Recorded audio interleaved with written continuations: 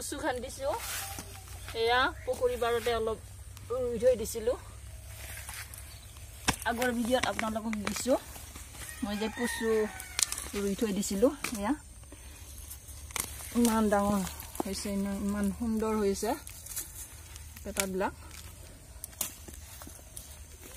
এটাৰ পৰা ইমান বেছিকৈ ওলাইছে এয়া এইবাৰ বেছিকৈ কৰিম ব্যৱসায় ভিত্তিত সেইকাৰণে পেটাখিনি আমি পেটা বুলি কওঁ আৰু এইটো মুৰা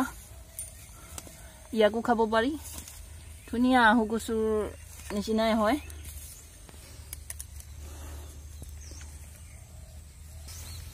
বজাৰত যে পায় একে সমান জোখৰ আহু কচু কয় সেই কচুটো এইটো কিন্তু নহয় দেই এইটো কচু পচমুখীয়া কচু বুলি কয় ঠাই বিশেষে আৰু ঠাই বিশেষে টেকেলিয়া কচু বুলি কয় আমি দুইটাকে বুলি কওঁ টেকেলিয়া কচু বুলি কওঁ আৰু পচমুখীয়া কচু বুলি কওঁ এই চাকচোন এচুকতে ইমানখিনি ওলালে যথেষ্টখিনি ৰুই ৰাখিছিলো এই বছৰ আৰু বেছিকৈ কৰিম বুলি এইখিনিৰ পৰা বংশ বৃদ্ধি হ'ব এয়া ইমান গৈছে নহয় দেখিছে নহয় একচুক গছৰ পৰা কিমানখিনি কচু ওলালে মই প্ৰথমতে এইখিনি ঠাইত ইমানডাল কচু ৰুইছিলো আৰু ইয়াৰ পৰা এতিয়া এইখিনি ওলালে আৰু এইফালে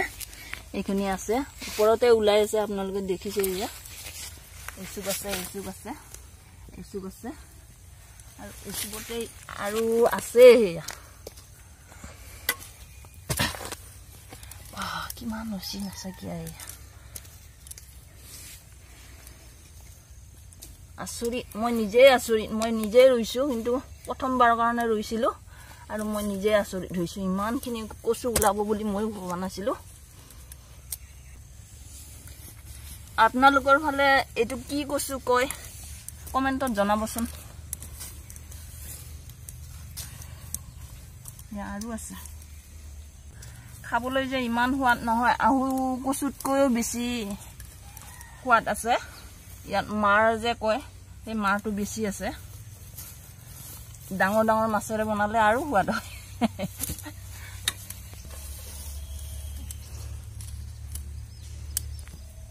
এইখিনি জাষ্ট যোৱা বছৰ মই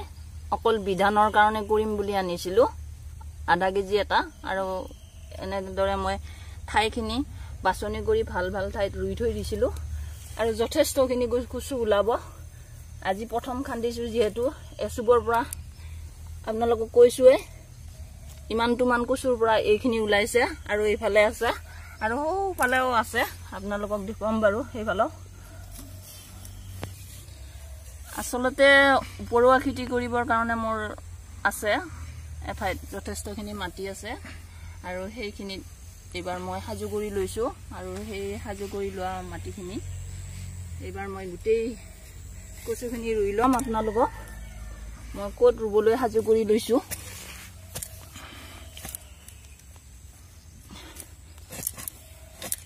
এনেদৰে খান্দি থাকোতে বনৰীয়া কচু যেন লাগিছে নহয় নে বাৰু আপোনালোকৰ কিন্তু নহয় বনৰীয়া কচু চাগে আৰু ইয়াত নাই এইবাৰ মই আপোনালোকক এইটো খান্দি দেখাইছো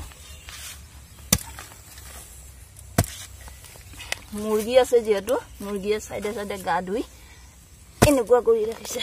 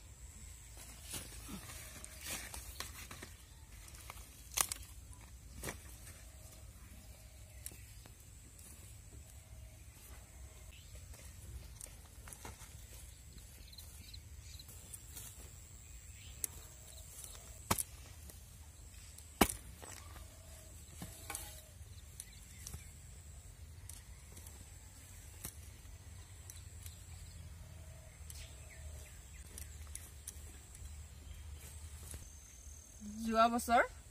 মাত্ৰ মই এই দুটা কচু ৰুইছিলোঁ আৰু এই বছৰ এইখিনি কচু পালোঁ এইখিনি ঠাইত দেখিছে এইখিনি ঠাইত আৰু সেইফালে আছে আপোনালোকক দেখুৱাই আছোঁ আচলতে মই এবছৰ বুলি ধৰি ৰুইছোঁ যোৱা বছৰ ৰুইছিলোঁ মই জেঠ মাহত আৰু এইবাৰ এতিয়া আঘোণ মাহত খুন্দিলোঁ এতিয়া মই আকৌ হয়তো এইবাৰ আগতীয়াকৈ লগাম যিহেতু বেছিকৈ লগাম সেইটো কাৰণে মই এইবাৰ বহাগ মানত লগাম এতিয়া মই এইখিনি ধুনীয়াকৈ পোখা ওলাবৰ কাৰণে এঠাইত সেমেকা ঠাইত ৰাখিম আৰু যেতিয়া পোখা ওলাব মাটিখিনিও ৰেডি কৰি আছোঁ ধুনীয়াকৈ তাত ৰুই দিম যোৱা বছৰ কচুটো যেতিয়া মই খাবলৈ পাইছিলোঁ ইমানে টেষ্টি পাইছিলোঁ সেইটোৰ কাৰণে মই বিধানটো বিচাৰি তেওঁলোকৰ পৰাই বিধানটো আনি এনেদৰে ৰুই ৰাখিছিলোঁ খাবলৈ দিয়া কচুকে আৰু এইবাৰ যোৱা বছৰ যিহেতু খুব টেষ্টি পাইছিলোঁ এইবাৰ আজি খাম আৰু বাকী এইবিলাক ৰুই ৰাখিম এইটো খাম গতিয়াকৈ খাব পাৰে কিন্তু মই খোৱা নাছিলোঁ যিহেতু মই বিধানটো ৰাখিব লাগিব সেইটো কাৰণে মই দেৰিকৈ খান্দিছোঁ এতিয়া সময় হৈছে উঠাই ইয়াৰ পোখা মেলিবৰ কাৰণে সেমেকা ঠাইত ৰাখি দিম এয়া চাওক পেটাবিলাক ওলাই আছে এনেদৰে গোলকৈ এইফালে এনেকৈ গোটেই পেটাবিলাক ওলাই আছে এইফালে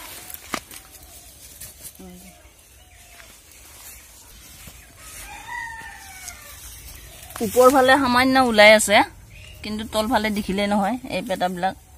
ওপৰতো আহি আছে আৰু তলৰ ফালে এই পেটাবিলাক ধুনীয়াকৈ আছে